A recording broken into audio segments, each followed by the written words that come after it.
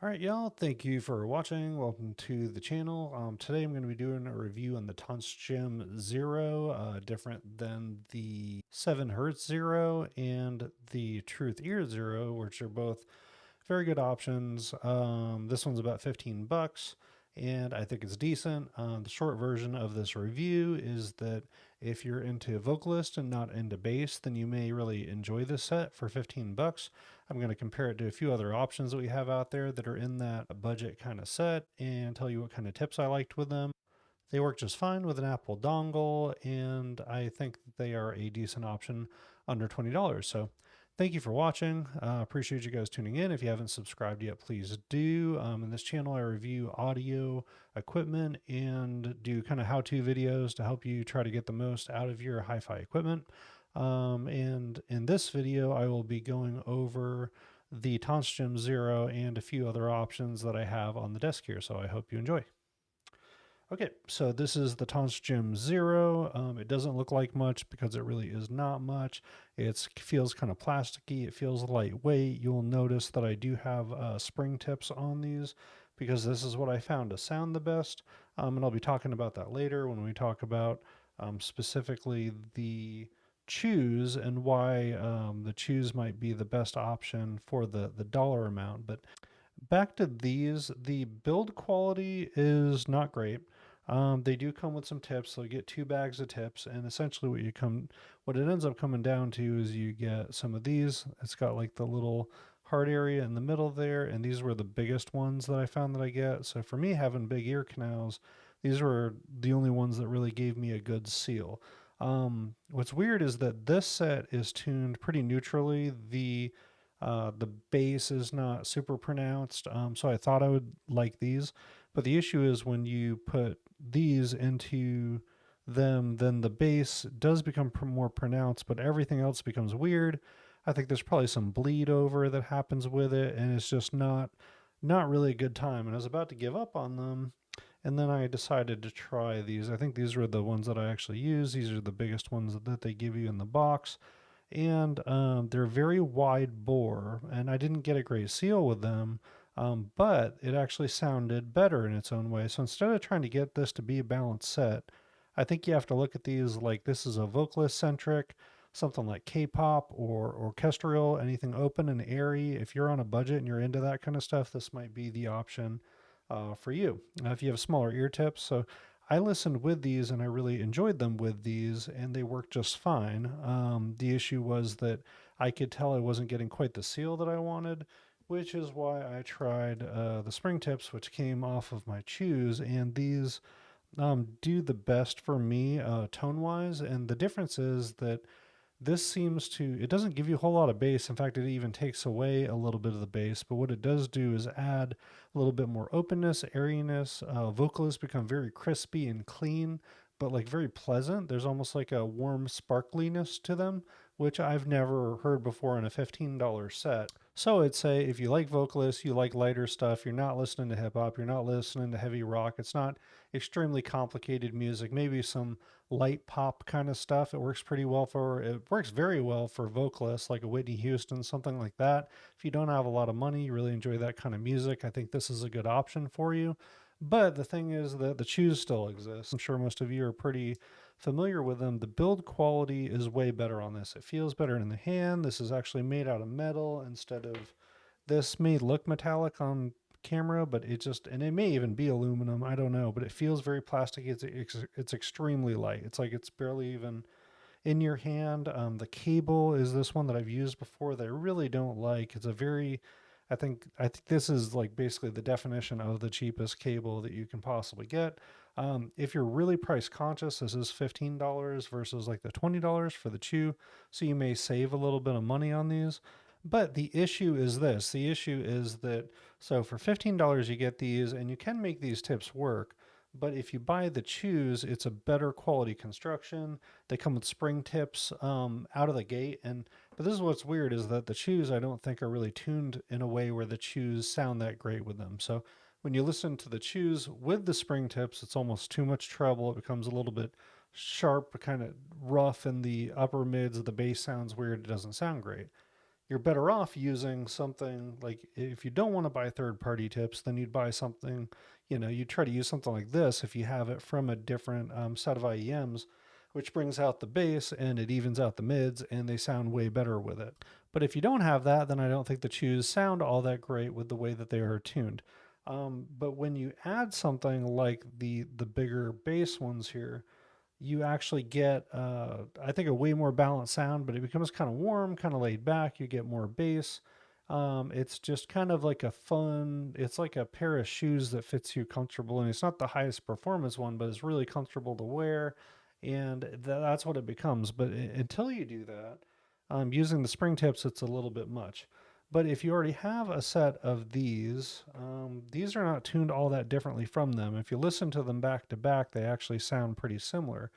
The way that they're different for me is that when you listen to these, especially on vocalists, it feels clean and light and airy and fun and easy to listen to. There's not a lot of note weight and depth. There's not a lot of um, imaging per se, but it does open them up where it feels kind of open and airy. So the soundstage feels a little bit bigger using these, but the imaging is still not precise, if that makes sense. You just kind of get a wider angle of where it is, but you still are not going to get exactly where all the stuff is, if that makes sense. So if you have a pair of Chus, I think this is a really good option where you could buy these. I think for most people, if you use the treble tips, that these will actually work pretty well for you.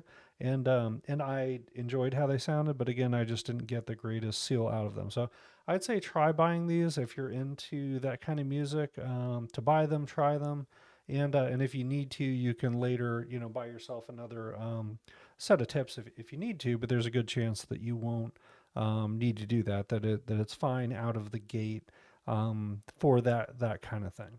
I do not recommend using the bass tips because the bass is just not the high quality. So when you increase the bass by using the tips, I feel like it introduces muddiness into the mids and it makes the vocals sound a little bit weird. So I'd say if you're getting these, look at just the fact that this is a vocalist centric set and just use it for what it's good at.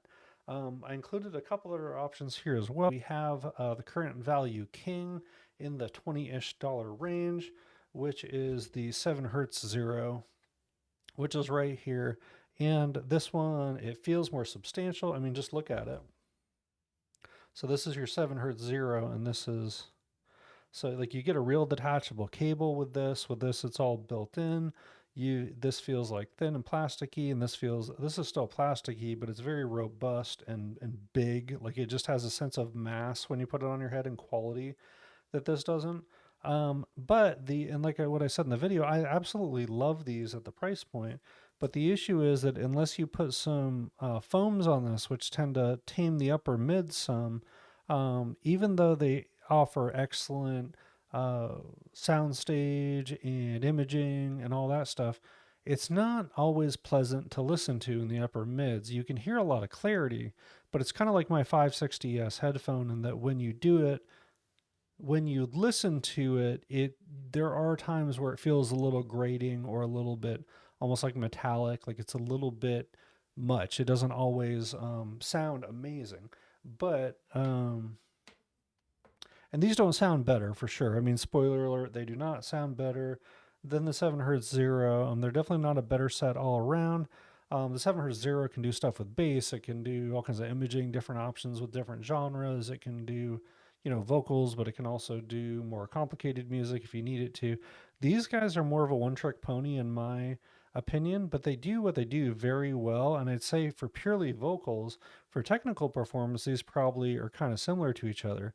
But in terms of actually enjoyability, I like these more, at least with the spring tips. Now, I've tried the spring tips with these. If you go back to the other video, you'll see I just didn't like how this sounded until I had these spin fits on them, and that little bit extra bass and that kind of helping mellow it out really, for me, gives it the best sound. But anyway, in a way, for a specific thing, I think these are a better option for certain people. Now, I'm not much of a K-pop fan, but certain people have asked me to listen to K-pop for them for different sets. I started incorporating that into my playlist. And I'll tell you, anything that's super bassy, like if you get some kind of Pop music, it's not great. Rock music, it's not great. Hip hop, it's definitely not good. EDM, it's definitely not good. But you start listening to singer songwriters, works really well for that sparkly, clean, open kind of sounding. It's really pleasant. Stuff that, like, amazing vocalists, that sounds very well for things like that.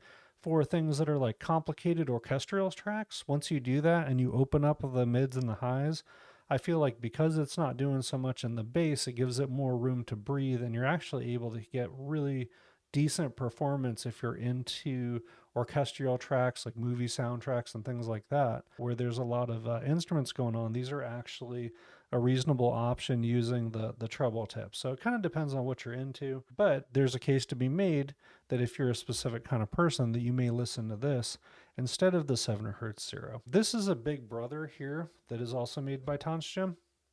This is the Ola.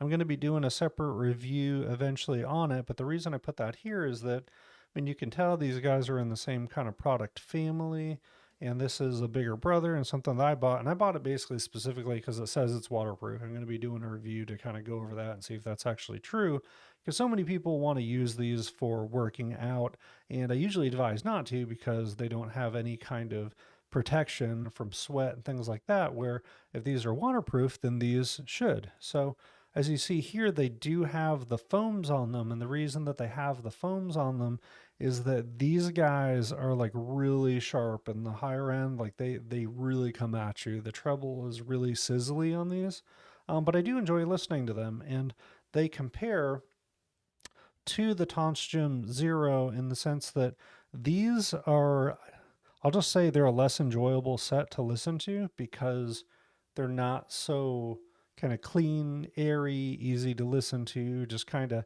they don't have a lot going on, but what they do is really fun and interesting, and there's no downsides to it. Where with these guys, they give you more note weight and depth and sense of, basically just color to the music. But if I just had to say which one of these would I rather just pop in my ears and listen to all day, as long as I had the tips that I'm using here, I'd probably say the Tanchjim Zeros are probably the ones for me here. So for what it's worth, I prefer these $15 ones over their $40 set. That doesn't mean they're necessarily better for everybody, but I like them. I didn't like them at first when I used the bass tips, when I listened to certain genres, but I think some earphones need to be given credit that it's okay that they just do one thing really well. You may not like it for that, but there may be somebody else that's specifically listening to K-pop, or I guess other lighter pop, or singer-songwriters, or they're listening to instrumental soundtracks or vocalists. And for that, if that's their bag, then I have no problem saying, hey, if all you got is $15, I think that this is going to be a good option for you. Just be aware that if the tips don't fit you perfect, they may not sound the best, and then you're just going to have to go out and get yourself a pair of spring tips separate, which would be another $15. But if you're invested in the hobby, I'd still say that that would be a good idea, because once you do that, now you've got tips that you can use in different IEMs. It's kind of like cabling. Eventually, we'll talk about that too. But making a investment for ear tips that you can use with whatever IEMs you get whenever they're replaced. I know it's probably kind of expensive for some people, but I think in a lot of cases it's just as important as the IEM itself. But with these, I think you can start without them and then later just build out your IEM collection. As you can see, like when I do my listening, I actually have a little case here, and you see the foams are already on one of the devices here. Let's get the stupid thing open.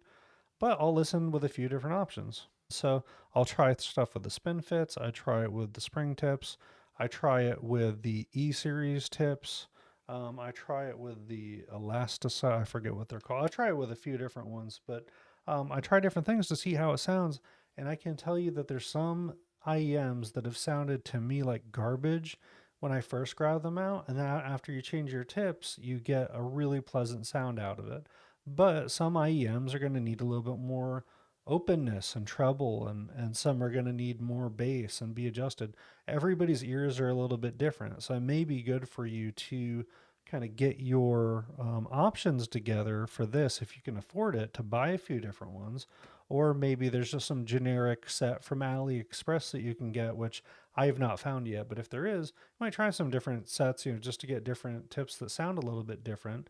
so that when you get them, if you get a set of IEMs and are like, oh man, I really like this, but it's just a little bit sharper. I like this, but I wish there was a little bit more bass, or whatever it is. It could be your individual ears are just tuned in such a way where it's just a little bit off.